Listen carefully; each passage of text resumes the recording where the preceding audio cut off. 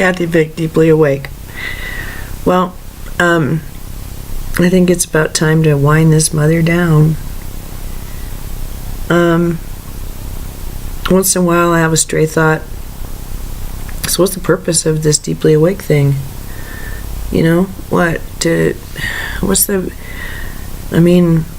sure, it's beautiful, but what's the purpose?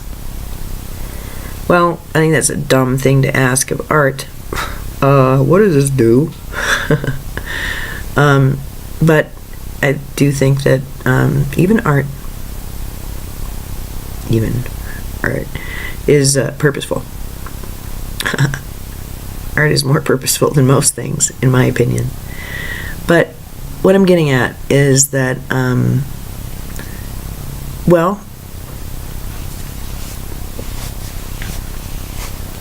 there are some stories that never end because they never really had a beginning. They simply are the context. And I think that in a way, Deeply Awake was that. It was tapping into my context. I think it's very kind that people chose to pop in and learn about my own cosmology and ontology. I find it curious. Yesterday I was at the dispensary, and the thingy said, you're not allowed to enter unless you were born after January 7 of 1996. Oh my Lord. I mean, that's actually a time that I remember, because my memory is so poor that I could just rely on, oh yeah, I don't remember that time when it was earlier, but 96, yeah, I was fully in the swing of things by then. It's weird. So at the end of all of this, what do I have to show for it? Quite a lot. Quite a lot. Several volumes of consciousness reporting. 2 novels.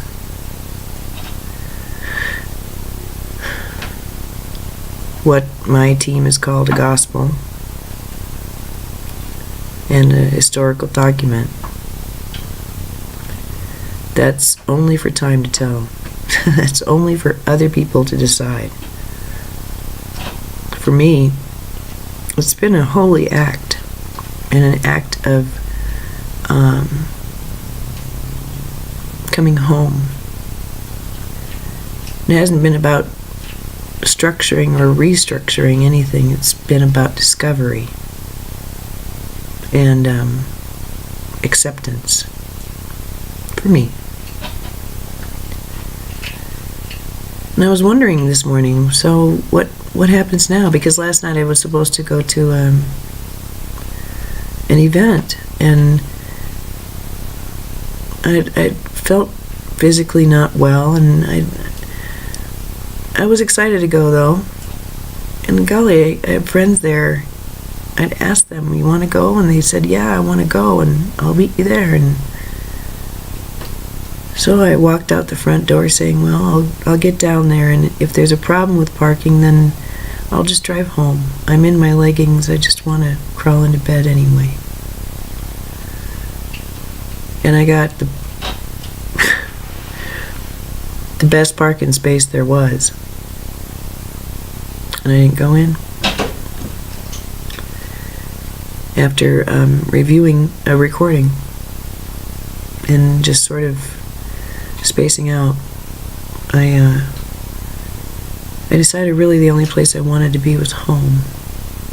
And I was literally just steps away from beautiful music and welcoming friends and warmth and twinkle lights, and I couldn't make myself go in. So I went home and I went to sleep, wondering what the heck. Today I was looking at a video, and it was a recent one, The short one, the 20-minute one I did yesterday, and Minky's up here, and I'm doing this, and then I do that, and there's this long filament of light that comes from my finger. And in that instant, when I saw that this morning, I thought, yeah, there it is. There it is. Has it taken? Because I was saying, when this takes. Yeah, it took. It took. And this monadic New Year, taking care of myself, breaking from the hypnotism of I can't do this,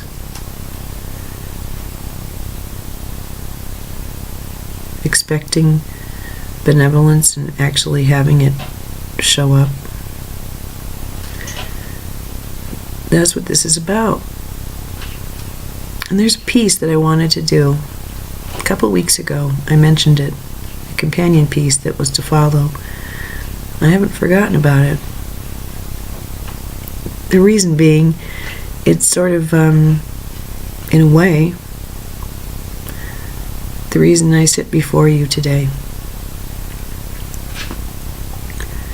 About 22 years ago, when I understood I was going to be an auntie for the second time, I felt a very strong need to purchase a journal, which was quite thick, with the intention of filling it up with little life hacks for the newest member of our clan, Logan. I just felt kind of bad that I never got around to that. And then my son came along, and I realized that it was less of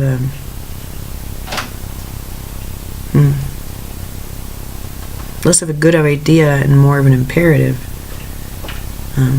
And I would write him. He has a couple of missives from me, but nothing standardized. I tried.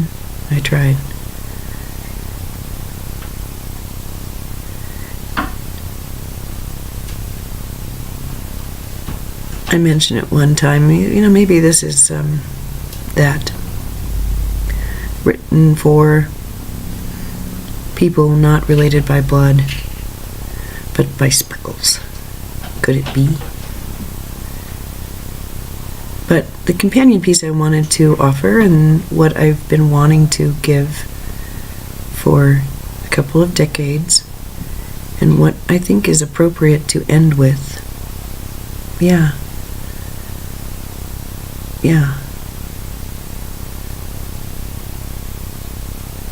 Life is a series of choices.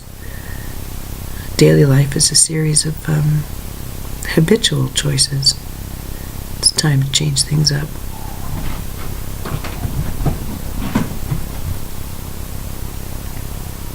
I changed things up by not going to a concert last night. And now I'm going to change things up by not responding to the urge to write. And that's only because I understand now it's not necessary to respond. If I felt it were necessary, I would do it. That's why I'm here. But even though it might be a little uncomfortable or a little new, there's nothing more to say. I figured it out. Is ascension real? Yes. Am I one of the ones who is a representative of ascension? Yes. As such, am I going to be able to, and am I able to do things that may not seem normal or real or possible? Yes.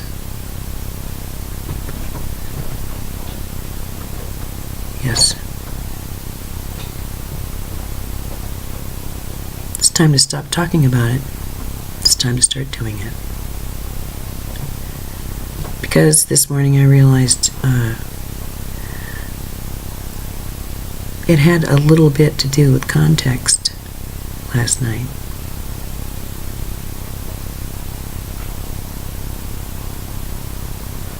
It has to do with deciding just whose life I'm living. There was a fiery, lusty, happy, celebratory, fearless one who was as much a part of me as anyone, who was able to push through the depression, who was able to push through this wall of disappointment that I have known socially.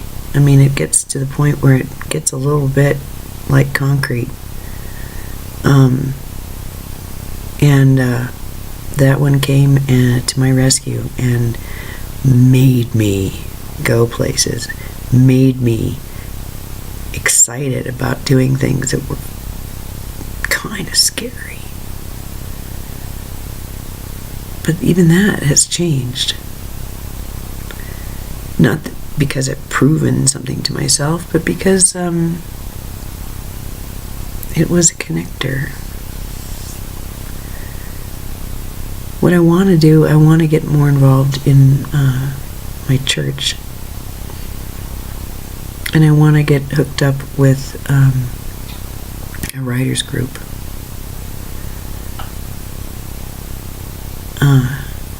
I feel best when I consider myself a writer. Sure, I'm a channeler, obviously. And sure, I can read tarot very, very well, and an uncanny, intuitive, and a wonderful guide. But I'm a writer. And I get to decide that. And if I've decided that, then doesn't it make sense that my endeavors would reflect that knowledge? I don't know myself to be a party animal. And I've proven to myself that I am someone who loves human connection, but it's something that I really enjoy doing one-to-one. And in depth, that's my thing. I really enjoy it. So, if it really is all about just removing the things that are not me, then let this stand as the journal of having done so. What I wanted to give was, I don't know, it's not really advice. It's wishes. It's heartfelt wishes that I would want to give to my son, to my nephews. And honestly, if I could show up in a pink taffeta ball gown and a magic wand, I would have loved to have gotten this information and these wishes as a kid.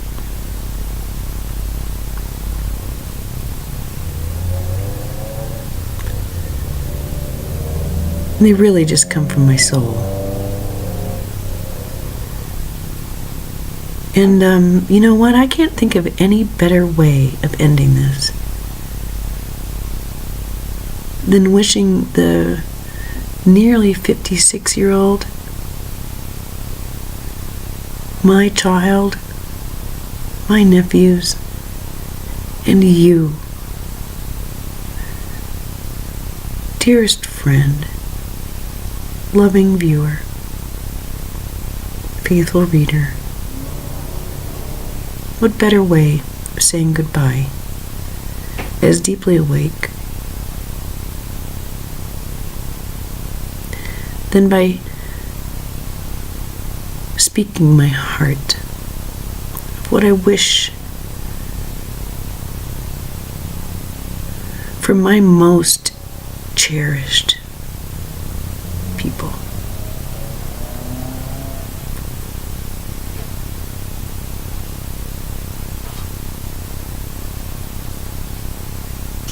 I'll speak to my son. It could be spoken to anyone. And I'll review this tape and know it's actually also my bigger self talking to me. Oh, you're going to have so many days. Days upon days upon days upon days. Some of those days are going to feel like they just, like time stopped. It's going to feel like nothing existed before and nothing ever will exist after. Just that one day. That's kind of how days work here sometimes. Sometimes in those days that stop time, things happen that don't make any sense to you at all. Oh, baby, I want you to understand. When something happens and you're stopped cold and you don't understand, and the only thing you can think of is it's just unthinkable. How could this have happened? And maybe it looks bad.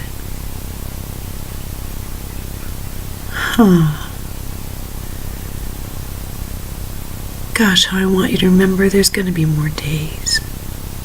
This is just one day. But in some of those days, big things do happen. So can I give you some love? I want for you, dear one,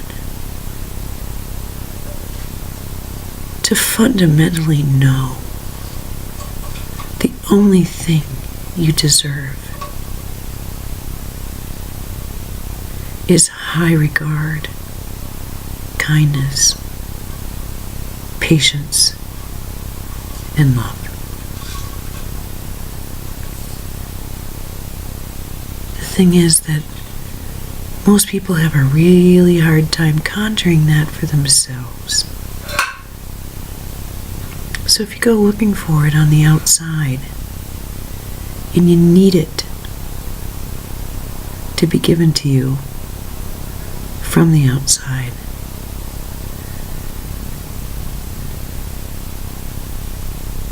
well then, things can get kind of hard and sad. Because there's this confusion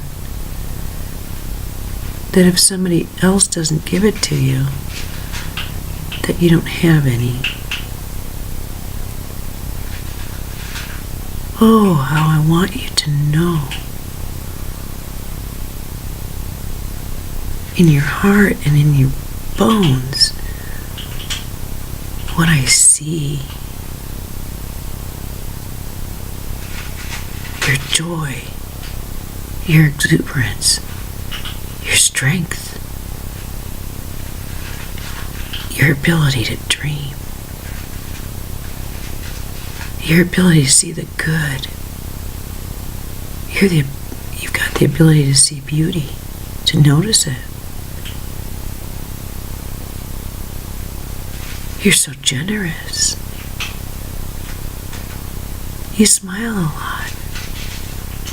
All of those things, dear little one, they're not coming from anywhere but you.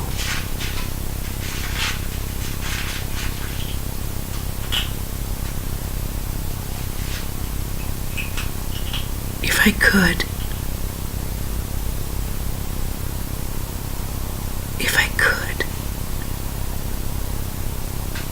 I'd leave you with the unshakable knowledge that this love, this sense of intactness and worthiness and wholeness,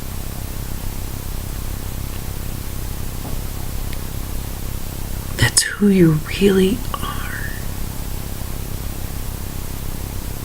That's the sturdy stuff that made you.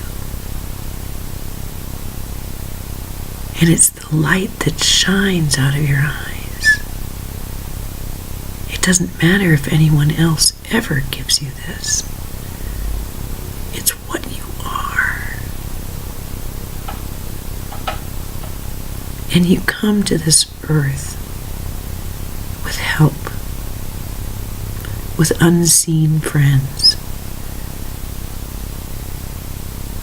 with friends who want to make it easier for you. If you just listen. I want you to know how beautiful you are.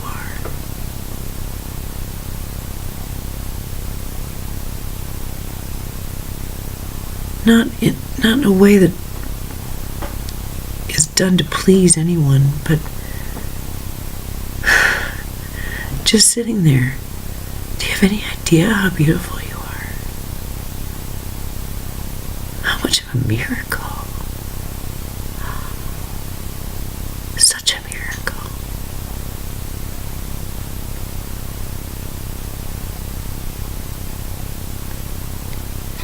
And for all of the human confusion, oh God,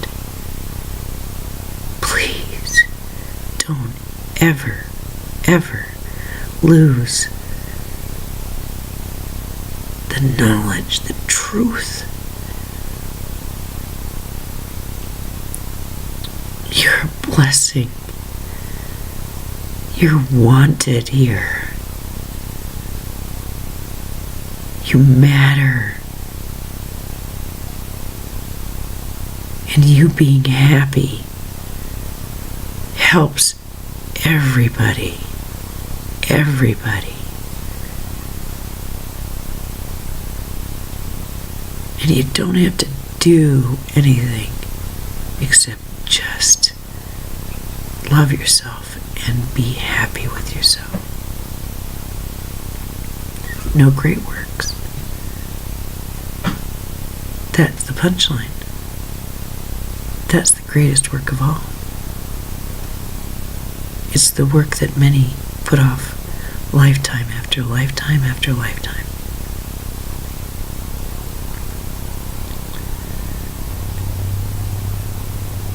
You don't have to earn it.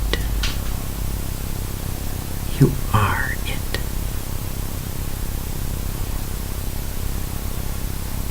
Knowing this,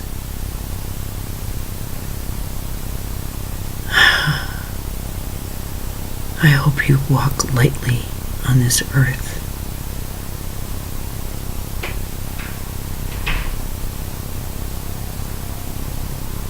I hope that you go around not wanting to cause anybody any harm.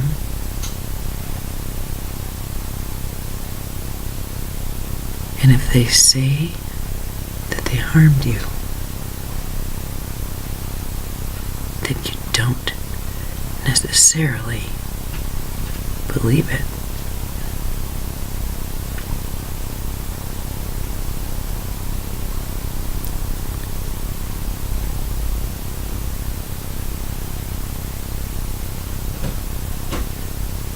So,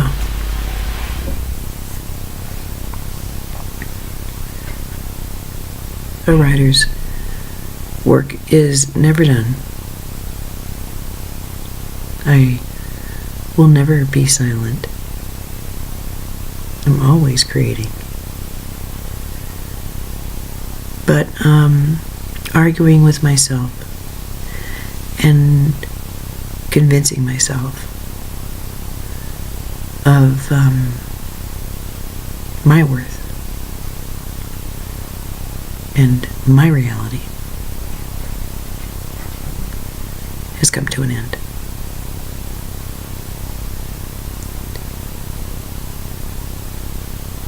It means that I'm going to do things that are new. And thankfully, I've had experience with that. And even when I walk into places that maybe aren't completely in context, things go pretty well. There's such an absence of fear. And whatever fear there is just sort of like, feels more like rocket fuel for action, for getting on with it. And so with that, I'm going to get on with it. I wish you well in your endeavors.